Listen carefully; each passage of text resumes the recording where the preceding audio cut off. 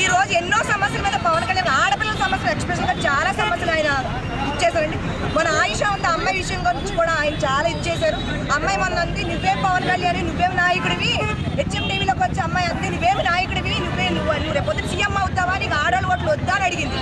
ఆడవాళ్ళ ఓట్లు ఆయన ఈ రోజు నుంచుంటే ఆడవాళ్ళు వచ్చి ఆయన వెనకాల నుంచుంటారు. మరి అమ్మ ఆ రకంగా అందంటే ఈ రోజు రామగోపాలరావు 5 కోట్ల బేరం కూర్చున్నాడు. ఆడ ఆడకాని మొగడు కొచ్చాడు.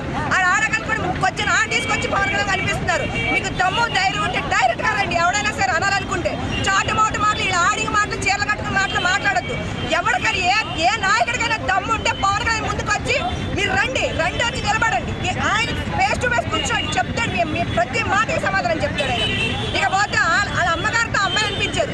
ఒక ఆడపిల్ల అయ్యుండి నా తల్లిని, నేను కూడా 2 బిడ్డల తల్లి, నన్ను నా బిడ్డలు ఎవరైనా అంటే ఊరుకుంటారండి? ఆమె తల్లిని అలా అంటే ఆడలాగే ఊరుకుంటుందా? ఆడ తల్లిదండ్రులు అమ్మాయికి ఎంత క్రమశిక్షణగా పెంచారో, సిగ్గు సరే లేకుండా పెంచారు. ఈ రోజు అర్థమవుతుంది. ఒక ఆడపిల్ల రోడ్డుకి బట్టలు ఇప్పిన పరిస్థితికి వచ్చిందంటే ఎంత దరిద్రాలు బతుకో మాకు ఈ రోజు అర్థమవుతుంది.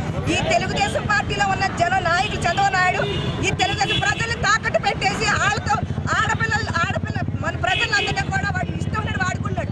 అంతేకాకుండా పాము కింద పవన్ కళ్యాణ్ వాడుకున్నాడు అనుకుంటున్నాడు. ఈ తెలుగుదేశం ప్రజలు, నేను నాయకులందరికీ ఏం చెప్తున్నాను, పవన్ కళ్యాణ్ గారు ఒక్క మాట అంటే జనసేన కార్యకర్తలు కానీ వేరే మహిళలు, మేము లేడీస్ ఎవరైనా ఊరుగా తరిమి కొడతా. ఎవరైనా సరే, శ్రీరెడ్డి అయినా సరే, కత్తి మహేష్, రామగోపాల, విజయ్, శివాజీ అయినా సరే, ఎవరైనా సరే తరిమితో జోడించి కొడతాం పవన్ కళ్యాణ్ జోలికి వస్తే. జై జనసేన, జై. ఏంటండి వీడియో నచ్చిందా? అయితే ఓ లైక్ వేసుకోండి, లేదంటే ఓ కామెంట్ చేయండి. ఎప్పటికప్పుడు మా వీడియోస్ చూడాలంటే సబ్స్క్రైబ్ చేసుకోండి.